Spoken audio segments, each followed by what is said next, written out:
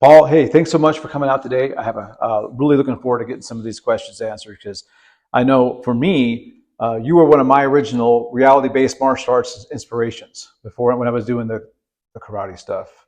I saw I go, this guy is doing stuff that's way more interesting than what I'm doing, and so that was really a catalyst to my personal development as a martial arts instructor and going into Krav Maga and Jiu Jitsu and other related fields. So thanks so much for being out here today. Thank you, Daryl. I appreciate being able to do this. I'm just passing on what Dan taught me. Fantastic. All right. So who is and was your main martial arts instructor?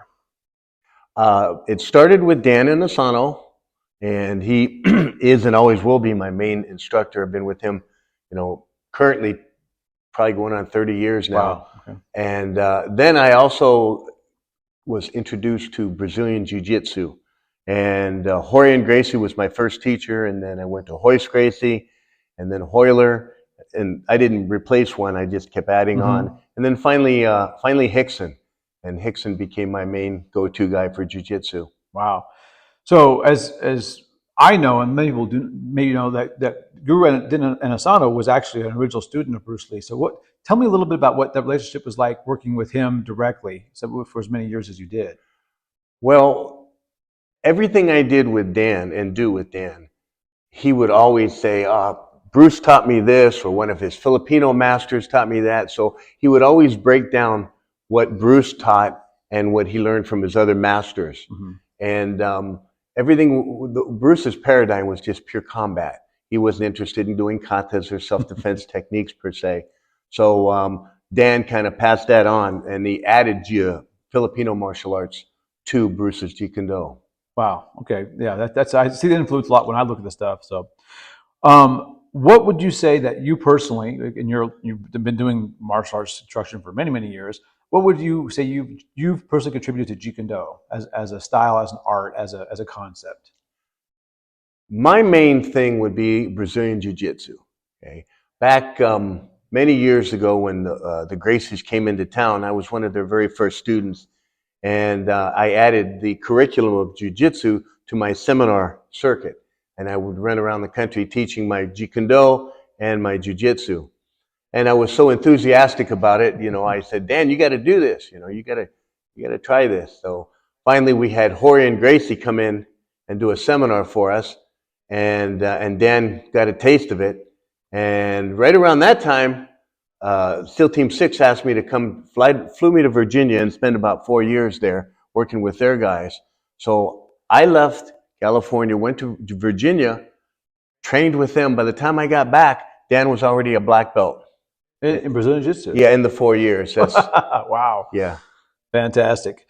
That's a similar. I remember when I started Jiu-Jitsu back in the 90s when it was fresh. My instructor was not as enthusiastic about it as I was, and I was like, "This is the greatest thing ever." I remember he specifically told me, "He goes, that grappling stuff's a fad." I'm like, "I don't know, sir. I'm pretty sure it's going to be around for a while." And so but yeah, you're obviously Mr. Inosanto really took to it. Have you ever had to use your martial arts skills, self-protection skills in real life? Yeah.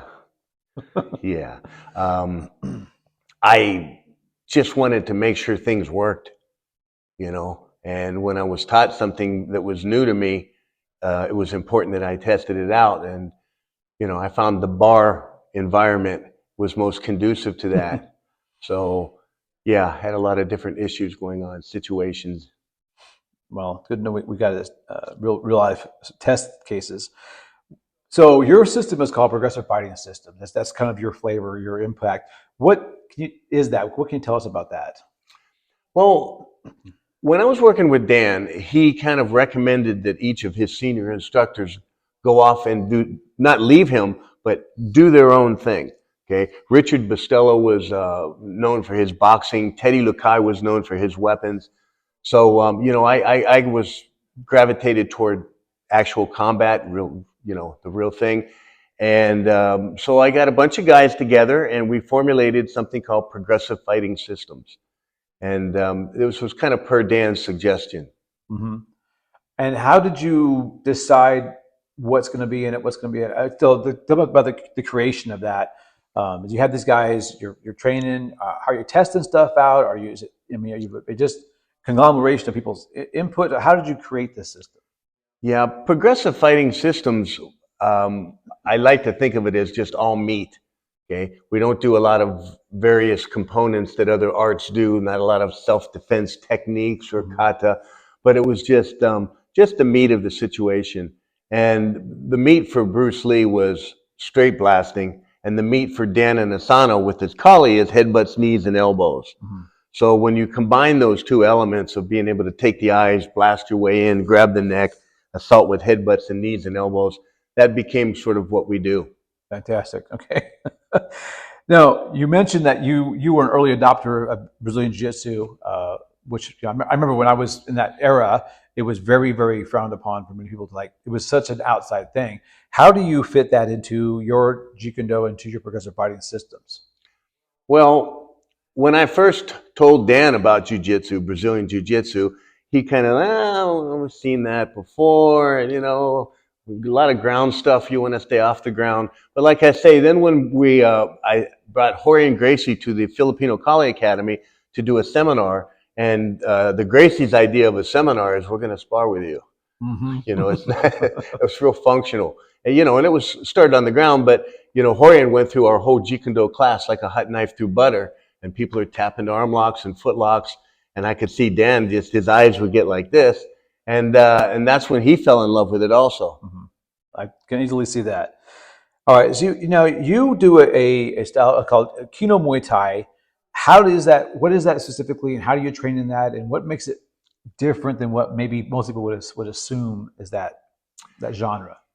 Yeah, the Filipinos don't fuss around when they do something, and their idea of martial art is not, fruity moves that look fancy. Okay, it's just so one of the arts that the Filipinos use is called Kino Muay Thai, and believe it or not, that's an entire art just on biting and eye gouging. Wow. And what makes it different, anybody can bite somebody, that's a very common thing you'll hear people say. But in the art of Kino Muay Thai, you learn there's like 140 some positions on the body where you can hold on to your own arm and bite. So it's like a monkey. It's not just biting where you can just pull off, but I'll grab you by the neck, get you in a rear naked choke and bite the face. But we're holding on at the same time, and that's when you can turn biting into something completely more vicious. So it's a specialization in biting styles. That's interesting. It is, yes, exactly, and attacking the eyes. Okay, so the most sensitive, savage ways possible. Yeah. Okay, fantastic. Now you have a program, or you're involved in a program called Adapt for Life, and I just found out about this. So tell me a little about that. What is it? How do you do it? What's your vision for this Adapt for Life program? Adapt for Life is my baby. It's my real passion. This is what I'm going to be doing in the future to a much larger degree. And that's, we take children with disabilities and we teach them martial arts. And generally speaking, when you have a child with a disability, what you're really working is their self-confidence. Okay. And their visceral response, oh, I couldn't do that. I can't do, oh, I'm in a wheelchair. How could I do that? And Adapt for Life is made to specialize around their particular issue. If the child is in a chair, we show them how to fight from the chair. If the child has one arm, we show them how to fight with the other arm. But it's adapts to the particular issues that the boy has or girl. And then at the same time, you can watch their confidence grow. You can watch a grin on the face when they see that, wow, it just like bells ring. Wow, I could do this. That's amazing, and it's a self-esteem shot in the arm. I think that's really what Adapt for Life is self-esteem. So building self-esteem, confidence through martial arts training, right, specific to whatever their disability is. Absolutely. That's an amazing program. I'm really fascinated to find out more about that, because I think, obviously I teach kids, and a lot of folks that are probably going to watch this are going to be involved with children somehow. And, nothing, as you know, with kids, nothing makes the world a better place than the reward you get from building a child up. It's just an amazing feeling. I've had so many parents come up to me and say to me, we've never seen little John, grin like this or have so much enthusiasm, because typically with a child with a disability, when you think of any kind of sport or other things, that disability really stands out. And we just blow right through it like it's nothing and teach them how to be functional. That's fantastic. I love that. So, what do you see as a future of Jeet Kune Do specifically? I mean, you and I have talked a lot about the future of martial arts as a whole world, but obviously you are known for your Jeet Kune Do progressive fighting systems. What do you see as the future of that?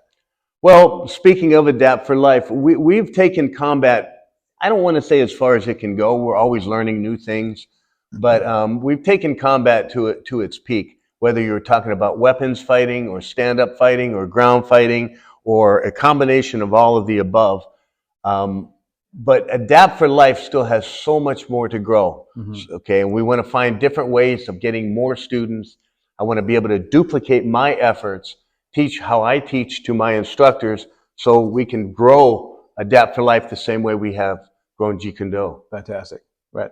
So, Paul, if somebody wanted to get a hold of you directly, and they, what would be the best way to find you online or on the phone, or how do you? What's your preferred method? Yeah, I keep everything very, very just impersonal. It's just, you call me up on my phone, 442-303-5185. That's my phone number. Go to my website, vunak.com, and we connect that way. It usually starts with nothing but a conversation over the phone, and then we become friends, and then I find out what your needs are, and we start our training from there. We just plug it in.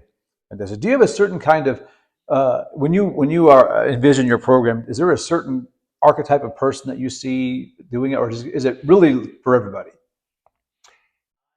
I see an underdog. I've taught tough guys how to fight my whole life.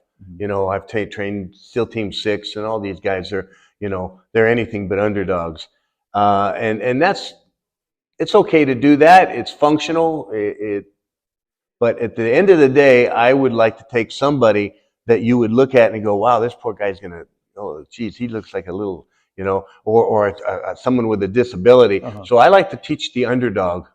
Fantastic. And I think that's what a lot of us got involved in martial arts with. Is like, we saw somebody look, oh, this guy has no chance, and he's able to protect himself or his family or his loved ones. And I know for me, that's one of the things I like about teaching is to empower the people who, yeah, the big tough guys. They're big tough guys. They're going to do all right anyway. Yeah, they'll be okay. But it's the ones that maybe aren't big tough guys or they're quiet. That's the ones that the biggest blossom comes from, in my opinion. Right. Well, Paul, is there anything else you want to share with our audience?